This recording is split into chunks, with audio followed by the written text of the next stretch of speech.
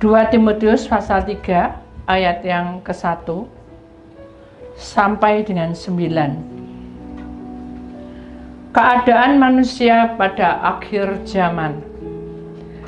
Ketahuilah bahwa pada hari-hari terakhir akan datang masa yang sukar. Manusia akan mencintai dirinya sendiri dan menjadi hamba uang. Mereka akan membual dan menyombongkan diri. Mereka akan menjadi pemfitnah. Mereka akan berontak terhadap orang tua dan tidak tahu berterima kasih. Tidak mempedulikan agama. Tidak tahu mengasihi, tidak mau berdamai, suka menjelekkan orang, dapat mengengkang diri, tidak dapat mengengkang diri, garang, tidak suka yang baik, suka mengkhianat, tidak berpikir panjang, berlagak tahu, lebih menuruti hawa nafsu daripada menuruti Allah. Secara lahiriah mereka menjalankan ibadah mereka, tetapi pada hakikatnya mereka memungkiri kekuatannya.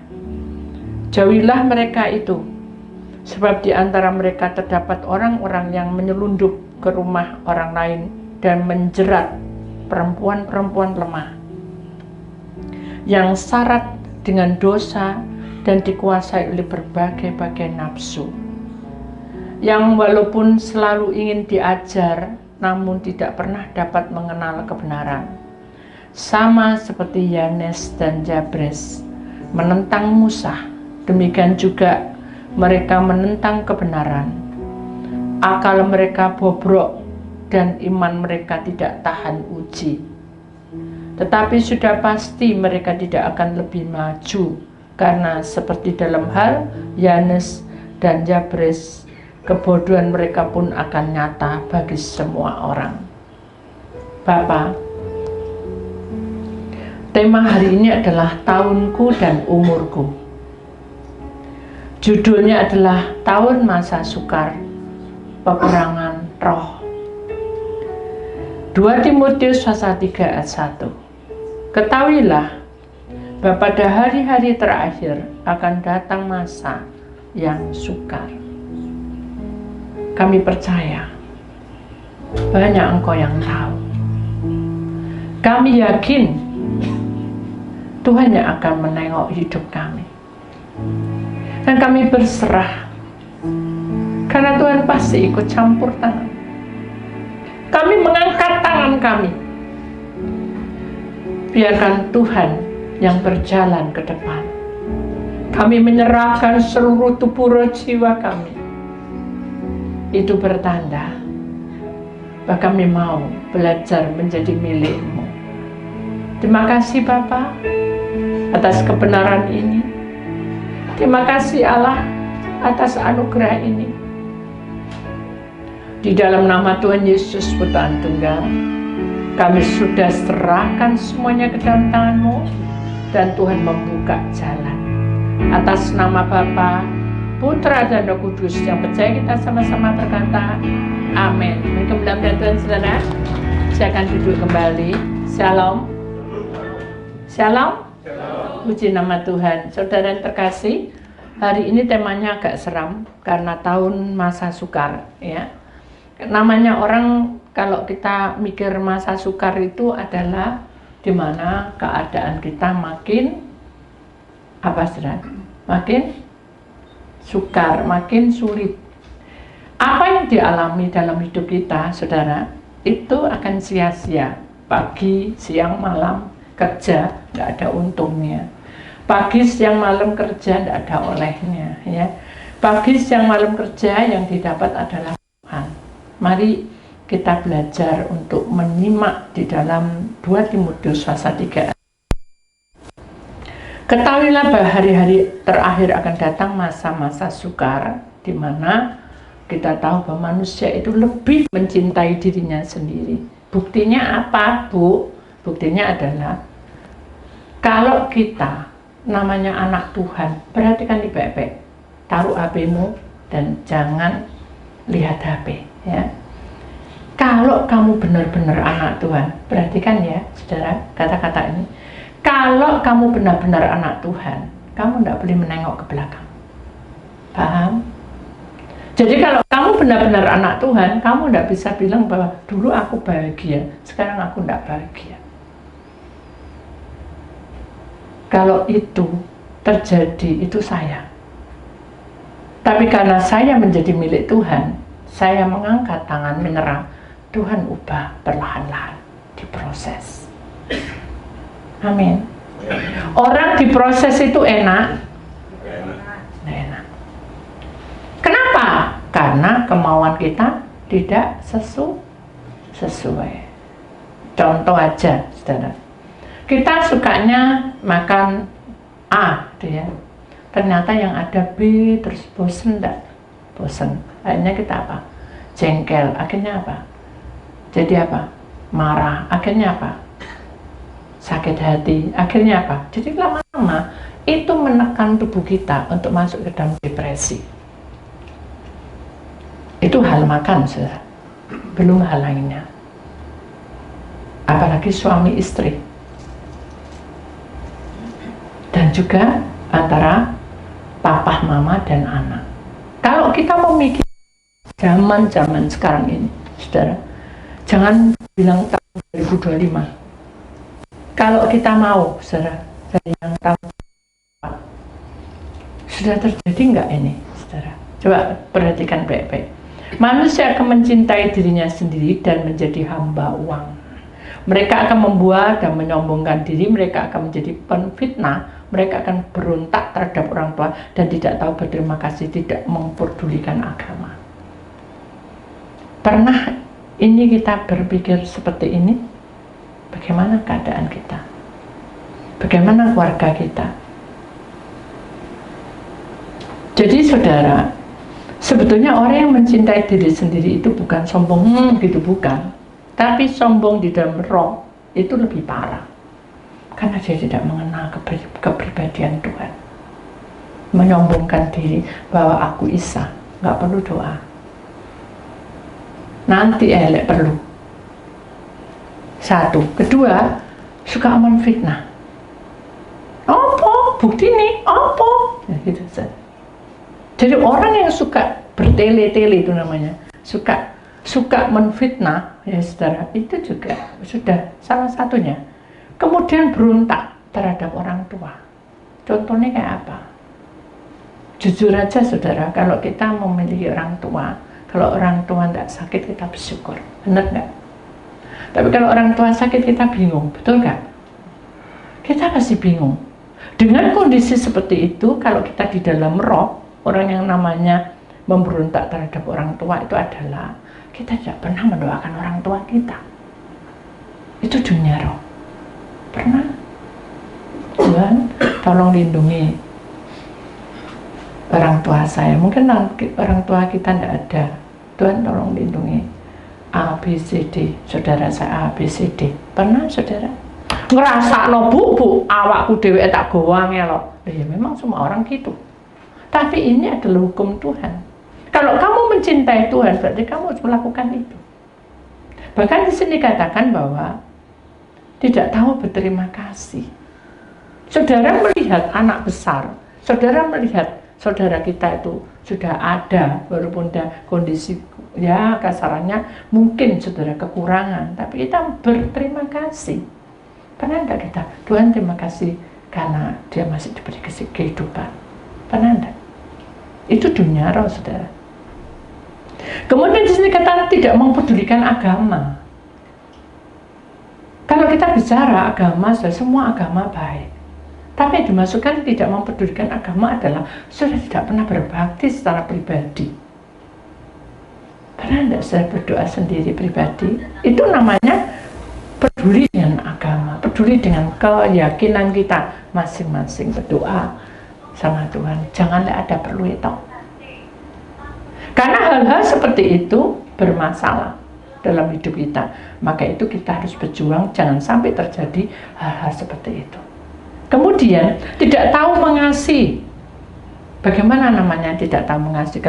Kalau dalam kasat mata, aku aku ya apa gini, kita tolong, itu mengasihi. Tapi kalau dalam roh mengasihi itu adalah kita sangat menyesal kalau dia tidak ikut Tuhan. Itu mengasihi, itu dunia roh. Jadi kalau kita masuk dalam dunia roh, itu akan lebih masuk, saudara. Kemudian tidak mau berdamai, seperti apa? Diomongi, dikasih nasihat, kamu tuh pergi ke gereja, tapi dia tidak mau. Kamu pergi ke gereja, tapi tidak mau. Kita dalam roh secara berdamai itu adalah apa?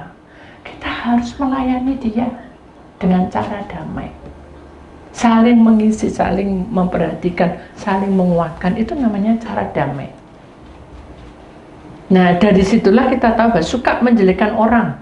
Seperti apa menjelekkan orang? Mungkin kita dengar suara gosip, suara apa, jangan ditambahi. Karena di sini kan suka menjelekkan orang. Hal ini akan terjadi di dalam hidup kita. Tidak dapat mengengkang diri, jadi tidak tahan, saudara. Terus emosi garang, tidak suka hal-hal yang baik. Selalu bertentangan dengan naluri hati kita. Hati ini, saudara, yang harus dikuat, no. Hati ini yang harus dimenangkan dari hidup kita, supaya kita tidak terbeban langkah kita. Kenapa? Karena hal-hal seperti itu mengangkat kita untuk jauh, bukan diangkat untuk baik, mengangkat kita untuk jauh dari Tuhan.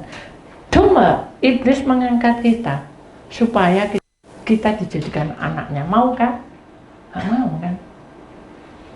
Kalau Tuhan mengangkat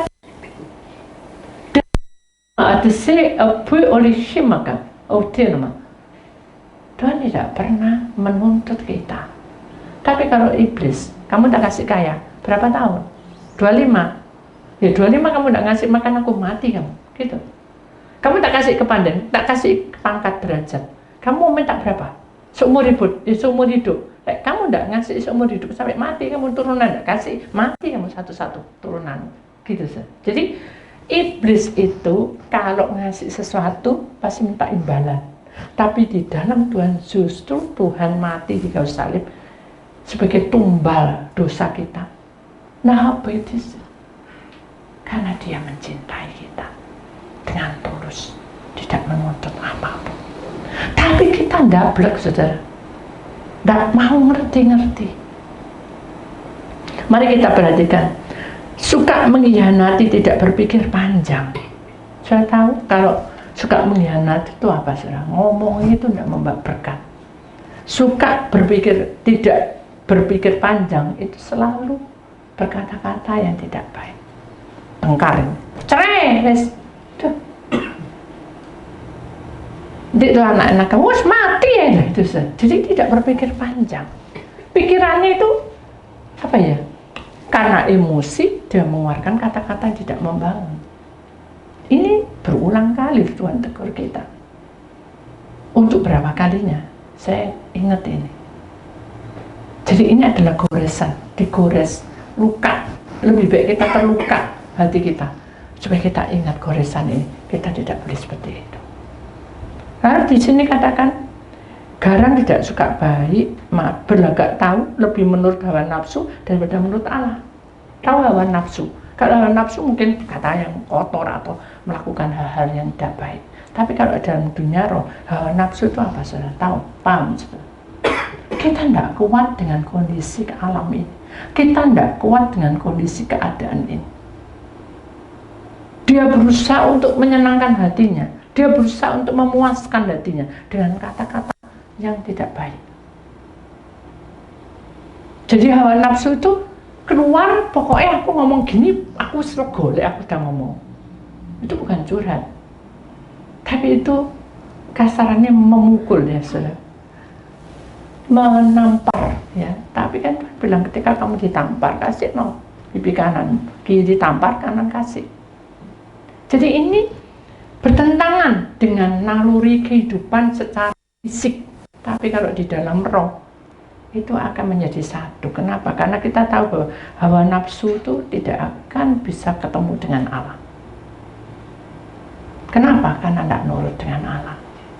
Saking puing ini, semuanya kacau, dia lari ke suatu tempat. Nah itu juga hawa nafsu. Saking nggak tahan nih kondisinya, dia melepaskan tanggung jawabnya untuk menjadi anak Tuhan. Itu juga hawa nafsu. Jadi saudara harus paham betul bahwa sesungguhnya dalam proses ini kita tidak bisa berbuat seenaknya. Kenapa? Karena semuanya ini sudah tercatat bahwa hidup kita tidak boleh melakukan hal-hal seperti itu. Secara lahiriah mereka menjalankan ibadah. Ya seperti saya dulu, Senin, Selasa, Rabu, Kamis, Jumat, Sabtu, Minggu, saya terus ke ibadah, tidak pernah pulang. Tapi Tuhan berkata, tetapi pada hakikatnya, pada intinya, mereka memungkiri kekuatannya, kekuatan Allah. Jadi jauhi mereka itu. Bukan dijauhi terus, aku gak sudi sama kamu, bukan. Kita kasih pengertian, pemahaman. Gak mau, ya sudah itu urusannya Tuhan. Intinya gitu. Jadi sekarang ini kita harus mengambil sikap, saudara ya. Kalau saudara tidak ambil sikap, saudara, maka orang-orang itu akan, roh penyelundup itu akan masuk ke dalam diri orang-orang di sekitarmu. Di sini katakan, sebab di antara mereka terdapat orang-orang yang penyelundup. Penyelundup ini apik mukanya, tapi dalamnya ngejur. Tahu ya, saudara? Tahu maksudnya? Baik mukanya, tapi dalamnya tidak suka sama Tuhan. Makanya Tuhan tidak suka. Hal itu tidak baik, kamu munafik. Gak sama, hatimu sama hidupmu sehari-hari tidak sama.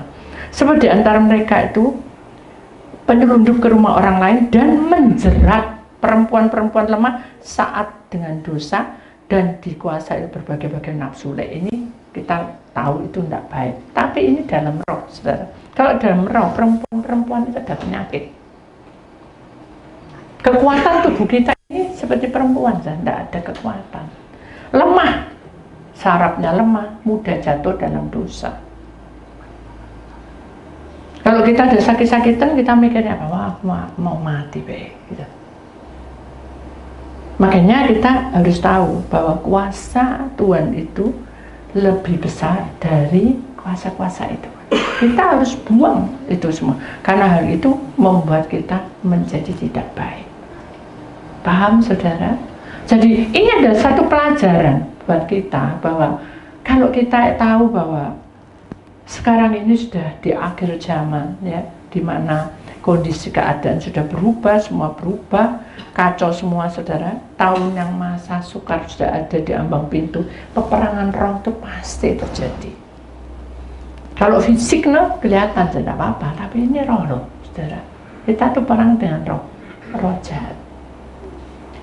Yang walaupun selalu ingin diajar, namun tidak pernah dapat mengenal kebenaran. Setiap hari kamu mendengar firman, nangis, sorak-sore, bahasa roh, pulang beda. Itu yang tidak baik. Dia di sini sama seperti Yanes dan Jabres menentang Musa. Dua orang ini adalah memakai ilmu dan segala macam. Dia berusaha untuk jadi provokator, ya, kasarannya, ya, untuk menarik semua orang supaya tidak percaya dengan Tuhan. Dan Tuhan juga katakan, kalau kamu menentang kebenaran, maka akal kita itu sudah tidak sehat. Dan kalau iman kita sudah semakin tidak tahan uji. Jadi ini sangat berkelanjutan semua, saudara. Hati-hati. Tetapi pasti tidak maju. Kalau tidak tahan uji, tidak maju, saudara. Akhirnya ya akan terjadi kebodohan, akan nyata bagi semua orang bahwa too much say I didn't. Oleh karena Allah itu kasih adanya, Dia masih memberi kesempatan. Jangan berbuat gitu. Jangan menentang aku. Tapi kita ini bebal. Mari kita akui bahwa kita kadang seperti itu, betul nggak? Enggak, Bu, aku enggak. Ya kalau pas enak mood naik, ya nggak apa-apa, baik-baik. Tapi kalau pas enggak mood, seharian enggak mood, ya apa ya? Bisa nggak? Ada satu kesaksian, saudara. Saya itu sudah capek ya, capek pikiran, capek tubuh. Loh, Budi cuma iso capek pikiran. Loh iya saudara, karena saya kakak nomor 1. Jadi dalam segala sesuatu itu saya mikir gitu ya, saudaraku ya apa, mamaku ya apa, itu pribadi saya. Saya bukan sombong, maksud saya akan terangkan mengapa saya mikir, bukan mikir yang aneh-aneh saya. Jadi dengan logikanya betul itu sudah betul ya. Saya belajar untuk melayani, ya, hanya sampailah di suatu tempat yang tandus semua, tidak ada tanaman. Terus saya bilang, yang mau diurapi yang mana? Ya. Nduh, gitu dia, nduh gitu. Loh, memangnya kenapa? Loh, kok nduh gitu? Loh, memangnya kita berdoa itu ibu tidak kelihatan apa-apa? Enggak. Disalah wong gitu. Dia bilang, dia ngaku gitu. Ini salah orang, salah manggil hamba Tuhan. Tapi Tuhan sudah bilang, tenang aja hambaku. Lihat aja, saya sudah sampai di sini. Suruh pulang ya pulang. Dalam hati mungkin beneran logika, tapi secara roh saya tidak boleh. Saya harus bertahan. Mari kita ada di sana. Nah, didudukkan di satu tempat. Aduh saudara, kursinya itu kursinya. Kalau saudara bertahan dengan kaki itu tidak apa-apa, tapi bocor no kaki ambruk sudah. Karena kayunya tipis. Mejanya juga disenggol, plewat gitu. Jadi saya gini, ya apa ya cari hidup kayak gini gitu dalam hati saya. Tapi saya diam aja. Terus saya bilang, apa kita akan mulai? Tunggu. Menurut ibu, tempat ini bagaimana? Saya lihat, kalau secara kasat mata, ya kok nggak ada apa-apa nih gitu saudara. Nggak ada kehidupan, kasaran. Terus dari itu mau jawab, dia bilang lagi, terus yang di luar tuh bagaimana? Lawang ini gak pas, lagi di luar tambah gak ada apa-apanya, jadi gersang gundul tanah tok merah gitu. Seandainya saya bilang gak apa-apa, aman. Begitu. Katanya ibu, nah itu dia bilang, ada ularnya, kepalanya banyak. Tak eling-eling kapan ya aku bilang kepala ular banyak. Gabungan dalam hati saya. Saya berdoa sama Tuhan, saya tidak cecehan. Itu saya. Satu rahasia, kalau sudah dianggap tidak benar atau sudah merasa lupa, jangan ngeyel. Berdoa. Lu mana caranya berdoa? Dalam hati masa buka ini doa dalam hati. Tuhan tahu. Mata Tuhan itu tahu. Saya tanya Tuhan, apa yang terjadi? Tolong Tuhan, buka no. Buka. Hijau. Kebalik saya. Tandus itu hijau semua. Dan kayu-kayu sini tebal. Bingung saya. Loh Tuhan, ini aku berhalusinasi atau apa? Tuhan bilang apa? No, nama. Kamu tidak percaya aku. Percaya. Sudah lanjut. Lanjutnya apa Tuhan? Kan ditanya di sini tuh ya apa? Tahu tempat duduk tuh, bertahan Tuhan. Enggak kakiku enggak megang, jatuh saya Tuhan. Terus meja ini terus depan tidak ada apa-apa. Sudah mati saya berdoa. Tuhan bilang apa? Mengalir. Coba saya bingung enggak? Mengalir saja mbakku. Ya udah, ya gitu. Hanya seperti tidak aman seperti. Bagaimana Bu? Kok ibu diem aja? Saya berdoa, ayo kita berdoa. Ya berdoa. Begitu doa saudara, tidak jauh dari situ 2-3 meter itu ada air terjun. Dan situ ada ularnya. Ular itu memang kepalanya tidak banyak, tapi karena satu, dia itu kan, apa ya orang kira itu, nyembur saja. Jadi kepalanya saking cepet itu, kayak kobra gitu. Nah itu air terjun itu penuh dengan banyak panah-panah. Siapa yang mandi di situ, saudara, pasti nggak pas. Nah itu udah, saya udah dapat itu. Terus saya berdoa, Tuhan tempat ini kuduskan dan sucikan. Tiba-tiba semua itu jadi tebal.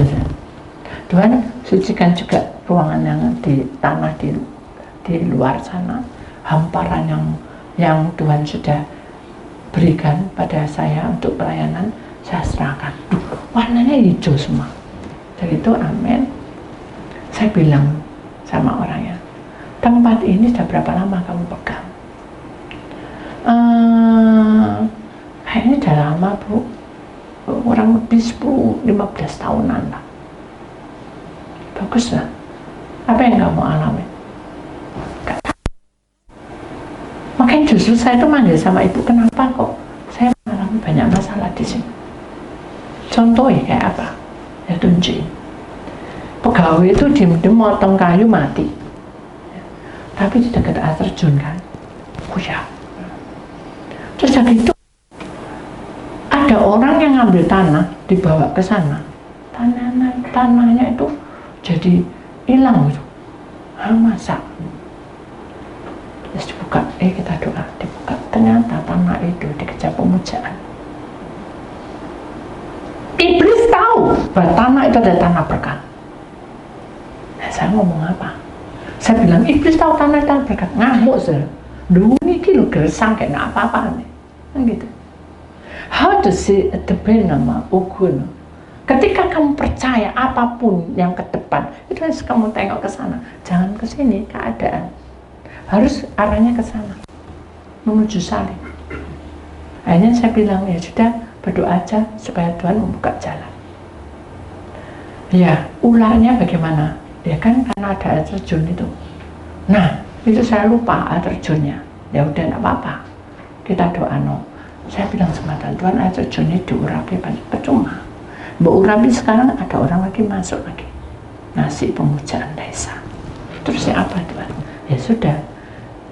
Tempat ini dikuduskan ketika air itu masuk sudah kudus. Oh ya. Kita ngurapin. Wow saudara, panas kepanasan, kendaraannya tidak ada, balik turun kayak turun jualan, dah diurapi, tempatnya diurapi. Saya berdoa, Tuhan, saya sebentar lagi meninggalkan tempat ini. Apa pesan? Ada pesan. Ada. Satu, percaya enggak kamu bahwa Tuhan akan berkarya di tempat ini? Cuma itu aja. Oh ya, misalnya saya bilang sama orangnya, percaya enggak kamu kalau tempat ini Tuhan akan berkarya? Percaya. Dan mikir dulu, percaya. Tapi pikirannya bobrok. Karena enggak masuk-masuk. Kenapa? Karena dia hanya percaya pada hamba Tuhan. Enggak bisa. Harus percaya itu berdoa pribadi dengan Tuhan, berdoa mengungkapkan isi hati, Tuhan ini aku itu gitu. Ya saya sudah panggil A, B, C loh, saya tidak perlu ngomongin gitu. Yang penting kesalahan dari pribadimu. Maukah kamu berdoa? Kalau saya nonton, ya tak tonton, gak apa-apa, doa. Tiap hari doa, akhirnya 40 hari Tuhan bilang lepas no. Bisa enggak dia mandiri? Ya, lepas. Macam-macam sih Tuhan bilang, ada yang 3 hari tok dituntun, ada yang cuma 1 hari. Dikasih ibuku doa, maksudnya di HP saya kasih doa. Itu dari Tuhan, bukan saya ngarang. Kalau saya dapat ini doanya seperti ini, itu dari Tuhan. Saudara lah, Tuhan bekerja. Itu imani. Tapi karena sudah memakai logika. 2 ikan dan 5 ketur roti pakai logika berapa? 7. Betul nggak? Tapi sesungguhnya dalam roh berapa? Berapa? Ngasih makan berapa orang? Nah, sisa berapa? Sengaja disisakan 12 untuk ingat bahwa kita adalah murid Yesus. Amin. Jadi 25, apapun kata orang, apapun kata dunia, apapun perubahannya, jangan memandang keadaan. Amin. Pandanglah roh Allah di tengah-tengah kita. Amin. Itulah saudara firman Tuhan. Saya percaya bahwa semua yang terjadi pasti Tuhan punya rencana. Selama 40 hari puasa mereka dan doa sendiri sudah mulailah dia telepon saya. Ibu, saya dapat job ini. Selalu laporan. Saya dapat ini, tidak apa-apa lah, terima dikit tidak apa-apa. Ibu, saya dapat job ini, dapat job ini. Lama-lama hilang, plus hilang. Ternyata dia dapat job besar, saudara. Jadi tempat itu menjadi subur karena berkat Allah. Dan saya tidak menuntut kalau dia lupa. Harap jangan lupa dengan Tuhan. Karena dia empunya apa? Kerajaan surga. Dia pasti berkat dengan luar biasa. Amin. Imani bahwa tahunku, umurku, tahun masa sukar, aku bersama Tuhan. Amin. Kita lewati semua. Ketahuilah bahwa hari-hari ini terakhir hari-hari akan datang masa sukar. Tapi kita sudah mempersiapkan. Amin. Ya. Siapkan hatimu dan jangan lupa hidup ini harus memuji dan mengucapkan syukur bahwa dengan rendah hati. Amin.